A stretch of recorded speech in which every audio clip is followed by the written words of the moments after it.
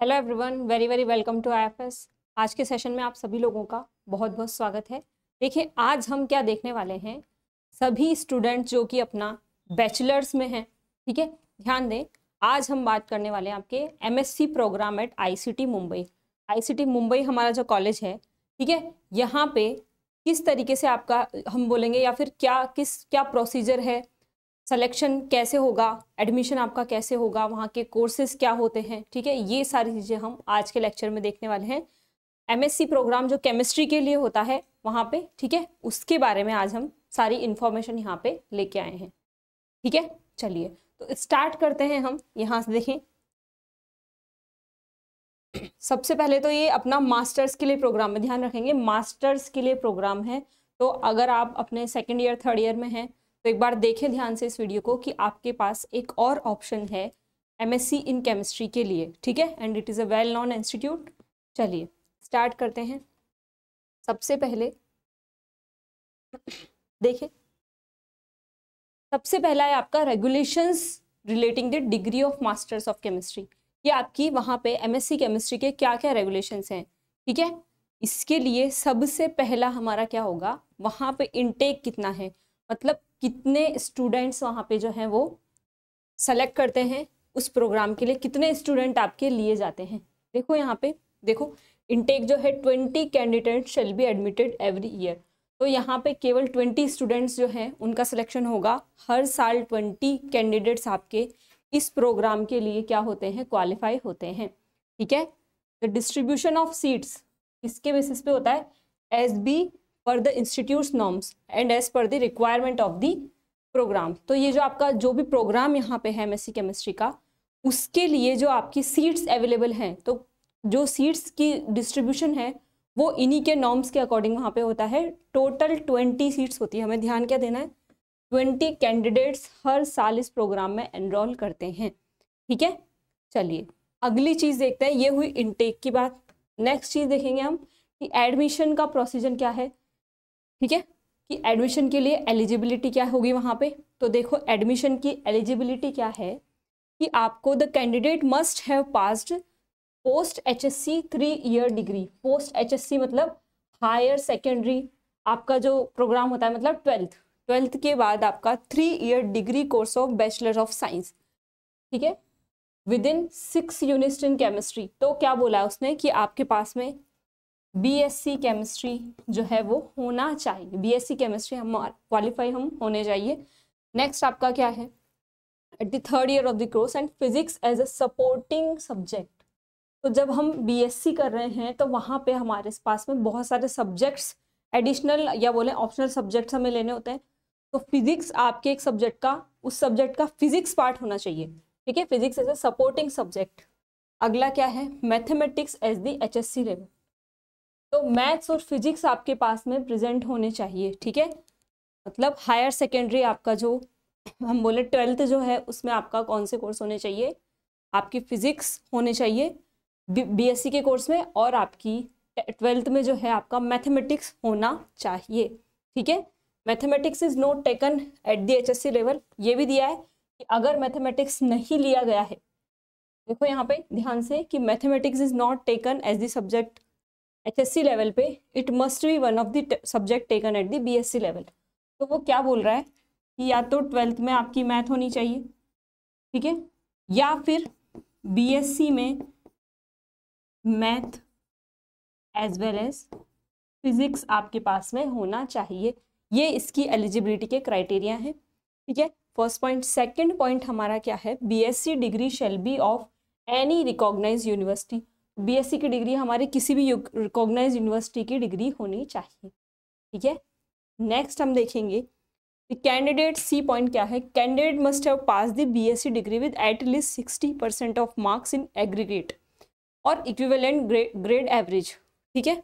तो या तो आपके बीएससी में, बीएससी का इन्होंने क्या क्राइटेरिया दे दिया, 60 मोर देन 60% आपके मार्क्स आने चाहिए, ठीक है। 60% इज द लीस्ट परसेंटेज आपके एडमिशन के लिए वहाँ पे क्राइटेरिया है। इसके बाद या बोला इक्विवेलेंट डिग्री ग्रेड, अगर आपका ग्रेडिंग सिस्टम है तो 55% को किस तरीके से, अगर ग्रेडिंग सिस्टम है 55 फॉर दी ग्रेडिंग सिस्टम अगर हमारा है तो 60% आपके CGPA में कन्वर्ट करके जितना भी आता है वो आपकी मिनिमम क्वालिफिकेशन यहाँ पे नीडेड है। इसके बाद बैकवर्ड क्लास जो हैं, बैकवर्ड क्लास के कैंडिडेट्स हैं, उनके लिए 55% है। और to the state of Maharashtra, समझ गए कि महाराष्ट्र में जो बैकवर्ड क्लास में केवल महाराष्ट्र कैटेगरी के लोग जो बैकवर्ड क्लास में आते हैं उनके लिए रिजर्वेशन है। उनके लिए 55% अगर होंगे हमारे BSc में तो काम चल जाएगा। लेकिन अदर स्टेट के अगर हम स्टूडेंट हैं तो हमारी मिनिमम परसेंटेज कितनी होनी चाहिए, 60%, ठीक है, in BSc are only eligible to apply, ठीक है। तो ध्यान रखना, फर्स्ट एलिजिबिलिटी हमारी क्या है कि 12th में मैथ्स होनी चाहिए और हमारी BSc में फिजिक्स होनी चाहिए। अगर 12th में मैथ्स नहीं है तो BSc में आपकी फिजिक्स और मैथ्स दोनों होना चाहिए, ठीक है। इसके बाद नेक्स्ट चीज़ है कि 60% होने चाहिए मिनिमम। अगर हम महाराष्ट्र के बैकवर्ड क्लास से बिलोंग करते हैं तो 55% में भी हमारा काम हो जाएगा, ठीक है। चलिए, ये हुई। नेक्स्ट पॉइंट क्या है, देखो नेक्स्ट पॉइंट हमारा है the candidate shall have cleared BSc degree examination in 1 sitting. मतलब आपका बैक जिसे बोलते हैं, बैक नहीं होनी चाहिए। देखें, बैकलॉग नहीं होने चाहिए, या हम बोलें कि उसमें हमारा गैप नहीं होना चाहिए। 1 सिटिंग में हमारी BSc कंप्लीट होनी चाहिए, ऐसे लोग एलिजिबल होंगे। नेक्स्ट पॉइंट क्या है, the admission shall be strictly on the basis of merit. Merit basis पे होगा, ठीक है। Examination conducted by, entrance exam जो होता है इंस्टीट्यूट के लिए, वहाँ से जो मेरिट लिस्ट निकलेगी हमारी, उसके बेसिस पे आपका क्या होगा, एडमिशन होगा, ठीक है। अब जो आपका प्रोग्राम है उसका स्ट्रक्चर क्या होता है, जो आपका मास्टर्स का हमारा जो प्रोग्राम है उसका क्या स्ट्रक्चर होगा ये देख लेते हैं एक बार। देखो, programme is a post BSc credit based 4 semester, या बोलें 2 साल का, ठीक है। 4 semester 2 years credit based, credit होंगे आपके, इतने क्रेडिट हमें कंप्लीट करने हैं 2 साल में, ठीक है। पोस्ट BSc मतलब BSc के बाद का। There will are 2 semester in a year, तो 2 साल का प्रोग्राम है, 1 साल में 2 सेमेस्टर होंगे, 2 साल में आपके 4 सेमेस्टर कंप्लीट होंगे, ठीक है। सेमेस्टर 1 आपका जुलाई से दिसंबर में चलेगा, सेमेस्टर 2 आपका दिसंबर से मई में चलेगा, और सेकेंड ईयर भी आपका इसी तरीके की जो होगी प्लान होगा, सेमेस्टर 1 एंड सेमेस्टर 2। इसके बाद देखें, each semester will consist of 15-16 weeks of the instructions including seminars, projects, assignments, assessment. तो हर सेमेस्टर में आपके इतने वीक्स जो हैं, इन वीक्स में आपका क्या क्या चीज़ें इंक्लूडेड होंगी ये इन्होंने बताई है। इंक्लूडिंग सेमिनार्स, आपके सेमिनार्स होंगे, you will be given projects, there will be assignments and assessments, ठीक है। तो आपको यहाँ पे प्रोजेक्ट्स होंगे, आपकी लैब क्लासेस होती हैं, और इसके अलावा प्रोजेक्ट्स दिए जाएंगे, सेमिनार आपको कंडक्ट करने के लिए दिए जाएंगे, ठीक है। ये हो गया इसका अगला पॉइंट।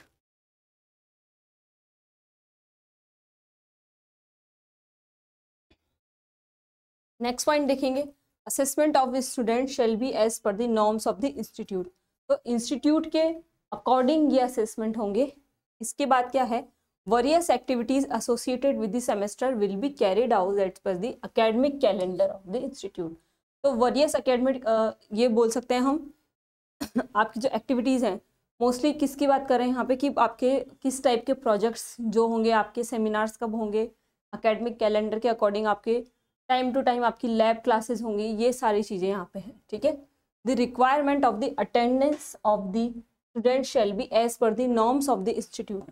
इंस्टीट्यूट में जब हम जाते हैं, या बोले उसका जो ब्रोशर होता है आपका पर्टिकुलर सब्जेक्ट्स के लिए, तो वहाँ पे आपको वो जो है ब्रोशर एक देते हैं, उस ब्रोशर में आपका एकेडमिक कैलेंडर पूरा दिया हुआ होता है, और उस एकेडमिक कैलेंडर में हमें सारी इन्फॉर्मेशन पता होती है कि कब कब ब्रेक होगा, कब कब हमारी क्लासेस होनी है, ठीक है, कौन कौन से हमारे कब कब हमारे लैब प्रैक्टिकल्स वगैरह होते हैं, ठीक है, और कितनी परसेंटेज अटेंडेंस हमें रिक्वायर्ड है। जैसे कुछ एग्जाम्स के लिए हम बोले 75, कुछ जो है कॉलेजेस उनमें 75% तक की हमारी अटेंडेंस जो होती है कंपलसरी होती है। अगर हमारे पास में उतनी अटेंडेंस नहीं होती है तो वो हमें फिर जो आपके सेमेस्टर एग्जाम होते हैं उसी सब्जेक्ट से रिलेटेड, उसमें हमें बैठने नहीं दिया जाता है। ठीक है, ये आपका अटेंडेंस रिलेटेड बात हुई।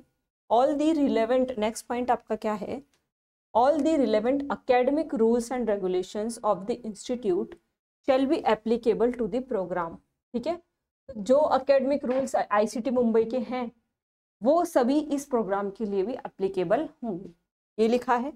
नेक्स्ट क्या है, in case of any difficulty regarding any assessment component of the programme the departmental committee shall take a appropriate decision that will be final. तो आपके वहाँ पे अगर कुछ भी गड़बड़ हो जाती है, ठीक है, any difficulty regarding the assessment component, तो कुछ भी वहाँ पे हमें किसी हम बोल सकते हैं किसी सब्जेक्ट में, किसी पर्टिकुलर सब्जेक्ट जो हमने क्रेडिट किए हैं उनमें, उस कोर्स में कहीं कुछ दिक्कत आ रही है, तो फाइनल डिसीजन आपका किसका होगा, डिपार्टमेंट कमेटी बैठेगी उस चीज़ के लिए, अगर कहीं पे कुछ ऐसा क्वेश्चन मार्क लगने टाइप आपका कोई टॉपिक आ जाता है तो। ठीक है,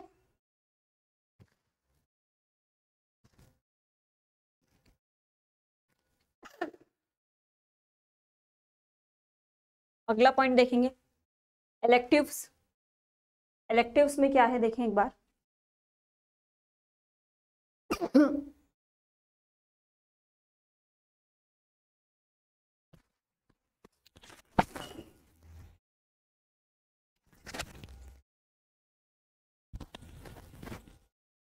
Electives to be offered during any semester will be declared by the head of department before the commencement of the semester. Any elective in addition to those mentioned by the offered the students after due approval. ठीक है, ये electives के बारे में है कि electives जो हैं आपके एक गिवन सेमेस्टर के दौरान आपको क्या होंगे, दिए जाएंगे, डिक्लेयर किए जाएंगे। हेड ऑफ डिपार्टमेंट जो होगा आपका वो डिक्लेयर करेगा before the commencement of the semester, semester की स्टार्टिंग से पहले। ठीक है, अगर उसमें कुछ एडिशन कुछ होता है तो वो भी आपको इन्फॉर्म किया जाएगा। ठीक है, जब उसको अप्रूवल मिल जाएगी। नेक्स्ट चीज़ क्या है, प्रोजेक्ट आपके किस तरीके के हैं। ठीक है, प्रोजेक्ट्स में क्या होगा, तो यहाँ पे लिखा है at the end of second semester the head of department will assign the supervisors for the project. तो आपको क्या होगा कि आपका जो सेकेंड सेमेस्टर का एंड होगा तो फिर आपको क्या दिया जाएगा, एक प्रोजेक्ट दिया जाएगा, और प्रोजेक्ट आपको कौन असाइन करेगा, हेड ऑफ डिपार्टमेंट असाइन करेंगे सुपरवाइजर्स को, और फिर वो सुपरवाइजर्स के अंदर आप या बोले उनके अंडर हम काम करने वाले हैं। ठीक है, ये हुई प्रोजेक्ट के बारे में बात। नेक्स्ट है the student will do the experimental work on the project and submit experimental work on the project and submit the thesis before the prescribed date. तो आपके इस प्रोजेक्ट की एक पर्टिकुलर टाइम लिमिट होती है। ठीक है, उतने टाइम लिमिट में हमें क्या करना है, प्रोजेक्ट्स करने हैं, एक्सपेरिमेंट करने हैं, उनके डेटा एनालिसिस और उनसे हमने जो भी रिजल्ट्स निकाले हैं, कंक्लूजन, वो सब आप एक जो है एक फॉर्मेट बना के अपना एक प्रोजेक्ट का जो है इसकी तरह एक जो है हम उसे तैयार करते हैं और वो वहाँ पे सबमिट करना पड़ता है हमारे सुपरवाइजर को। ठीक है, the thesis will be evaluated by the supervisor along with another external referee as per the norms. तो क्या होता है कि हम अगर कहीं पे थीसिस सबमिशन हमें करना है तो हम किसी प्रोफेसर के अंडर काम कर रहे हैं, एक प्रोफेसर हमारा वो होता है और को सुपरवाइजर हमें बोलते हैं। ठीक है, या इन्होंने क्या बोला, एक्सटर्नल रेफरी, तो उन दो के अंडर हमें उस प्रोजेक्ट को सबमिट करना होता है। ठीक है, उन दोनों को ही हमें प्रेजेंट करना होता है, उन दोनों के अंडर ही सबमिशन होता है। ठीक है, ये हुई आपकी एडमिशन या प्रोग्राम आपका क्या है, इस प्रोग्राम में क्या क्या चीज़ें इन्वॉल्व हैं, ये सब हमने यहाँ पे देख लिया है। अगला देखते हैं, देखो सेमेस्टर वाइज पैटर्न, आपके पर सेमेस्टर कौन कौन से कोर्सेज यहाँ पे होते हैं एक बार हम देख लेते हैं। तो अगर आपका फर्स्ट सेमेस्टर है तो देखो आपके कोर्सेज कौन कौन से हैं, देखना मेन ग्रुप एलिमेंट्स हमारा आएगा। देखें भाई यहाँ पे क्या है, मेन ग्रुप एलिमेंट्स, क्रेडिट्स हैं इसके 3 क्रेडिट्स। ठीक है, क्रेडिट वाइज कोर्सेज होते हैं, यहाँ पे ध्यान देना। ऑर्गेनिक रिएक्शन मैकेनिज्म हमारा एक सब्जेक्ट होगा, हेट्रोसाइक्लिक केमिस्ट्री, इसके बाद काइनेटिक्स एंड फेज इक्विलिब्रिया। ये जो इधर लिखे हैं ये सब कोर्स नंबर या कोर्स के कोड हैं। ठीक है, तो जब हम उन्हें क्रेडिट करते हैं तो हमें इन कोर्स के कोड को सेलेक्ट करना होता है वहाँ पे। ठीक है, एक पोर्टल होगा आपका उसी कॉलेज का, वहाँ पे जाके हमें क्या करना है, उसे सेलेक्ट करना है। ठीक है। तो फर्स्ट सेमेस्टर में ये सब होगा आपका chemist main group elements, organic reaction mechanism, heterocyclic chemistry, kinetics and phase equilibrium, instrumental methods of analysis, material and energy balance. लगभग आप देखो ऑर्गेनिक, इनऑर्गेनिक और आपकी एनालिटिकल तीनों केमिस्ट्री आपके यहाँ पे प्रेजेंट है। इसके बाद लैब की अगर हम बात करें तो इनऑर्गेनिक, ऑर्गेनिक और फिजिकल तीनों की आपकी अलग अलग लैब होती है 4 क्रेडिट्स की, और ये आपके टोटल मार्क्स हैं। ठीक है, ये सॉरी वीक्स हैं, ये आपके क्रेडिट्स हैं। 2 क्रेडिट्स की आपकी क्या रहती है, लेबोरेटरीज रहेंगी 2 क्रेडिट्स के लिए। ठीक है, ये हो गया आपका फर्स्ट सेमेस्टर। अब अगर मैं बात करूँ सेकेंड सेमेस्टर की, सेकेंड सेमेस्टर में आपके आएगा क्वांटम फिजिकल का पार्ट। अगर हम देखें तो क्या क्या आएगा, quantum, transition metal chemistry, spectrochemistry, organic spectroscopy, ये आपका आने वाला है। इसके बाद एडवांस थर्मो और इलेक्ट्रोकेमिस्ट्री, रेडिकल फोटोकेमिस्ट्री, पेरिसाइक्लिक, सब क्या हो गए ऑर्गेनिक। ये आपके हो गए fluid flow and heat transfer, ये आपका क्या हो गया फिजिकल का पार्ट। फिर से आपके लैब होंगी, ठीक है, 3 लैब होंगी, ऑर्गेनिक, फिजिकल और इनऑर्गेनिक की, और 2 क्रेडिट्स के होंगे, और टोटल क्रेडिट्स आपके हो जाएंगे 24। ठीक है, ये हो गया। इसके बाद अगर हम देखें, ठीक है, तो देखो फर्स्ट वाला जो था आपका, उसमें भी आपके फर्स्ट सेमेस्टर में 24 क्रेडिट्स से, सेकंड सेमेस्टर में आपके सेकंड सेमेस्टर में भी कितने क्रेडिट्स है, 24 क्रेडिट्स हैं। और इसके बाद देखो आप थर्ड सेमेस्टर होगा, वहाँ भी आपके टोटल क्रेडिट 24 ही होंगे। वही आपकी 3 लैब होंगी, और फिजिकल केमिस्ट्री के साथ में आपके फिजिकल कंप्यूटेशनल केमिस्ट्री की भी आपकी एक लैब होगी। ठीक है, कोई भी प्रोग्रामिंग लैंग्वेज रिलेटेड प्रोग्राम यहाँ पे होगा आपका। इसके बाद देखो ऑर्गेनिक हो गया, इंस्ट्रूमेंटल हो गया। इसके बाद देखें थर्ड सेमेस्टर में आपके ऑर्गेनिक सिंथेसिस होगा, ओएमसी है ऑर्गेनोमेटेलिक केमिस्ट्री। इसके बाद सॉलिड स्टेट होगा, molecular symmetry and group theory. Group theory आपका यहाँ पे थर्ड सेमेस्टर यानी सेकेंड ईयर में आएगा। इसके बाद स्पेशल पेपर 1 और एडवांस स्पेक्ट्रो, ये आपके होंगे। सेमिनार आपको एक कंडक्ट करना पड़ेगा वहाँ पे। ठीक है,